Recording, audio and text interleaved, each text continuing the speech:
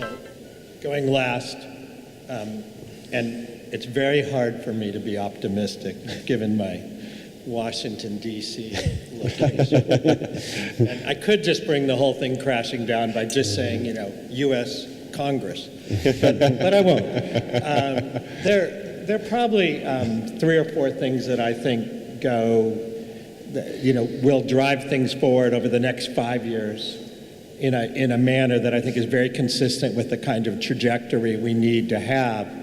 And the question you asked more specifically around capacity is an interesting one. So just looking at the United States, and so this is an important source of CO2, but it's obviously not the largest anymore, or the only important source. But in the United States, we have 330 gigawatts of coal, which, at one point I used to make this speech, and the average age was 41 years, so I think it's now 42. And a lot of these plants are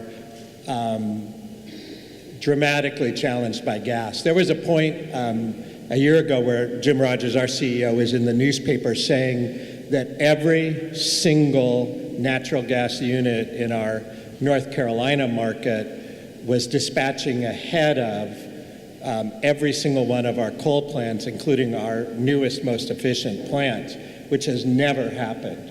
So, and all the companies were reporting this sort of flipping of dispatch. So,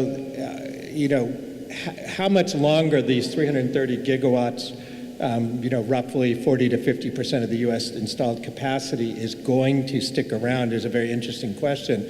But it will, without even getting into the whole sort of dispute around EPA regulations, in a low natural gas price environment that we seem to be in the United States, it's very difficult to make any kind of investment in these plants. So they are going to start, and we're already seeing it, going to start closing. And with the closing of 100 gigawatts, 150 gigawatts of coal over the next 5 years, you pick the time frame, there's a tremendous opportunity to replace that with, well, whatever happens, it's going to be lower CO2 emissions, and whether it's natural gas. I mean, if you looked at sort of the profile being right now, it'll be a mixture of natural gas and renewables with averaged in as a very low CO2 level. So that's one sort of positive thing.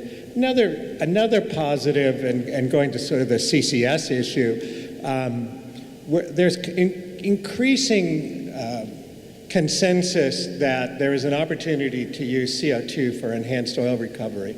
Now, I recognize that that's sort of that in and of itself is a half empty, half full glass about using CO2 to get out more oil. But what it will do in the United States is hopefully get some carbon capture projects built and demonstrate some sequestration technologies, and all of that is a good thing. And that can happen faster than going through the food fight over trying to do a sort of standalone sequester project.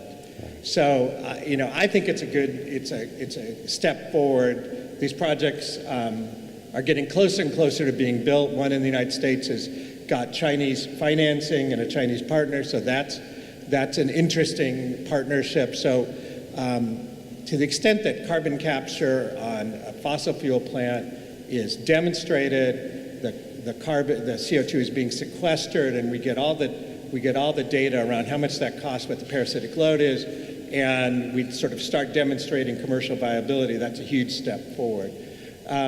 Last thing is, I'd also just echo what other people have talked about. Even though Duke is now, with our merger, we're 85% regulated utility, so we're an integrated generation, transmission, distribution business. But beyond the meter, we don't control our customers, and our customers, whether they're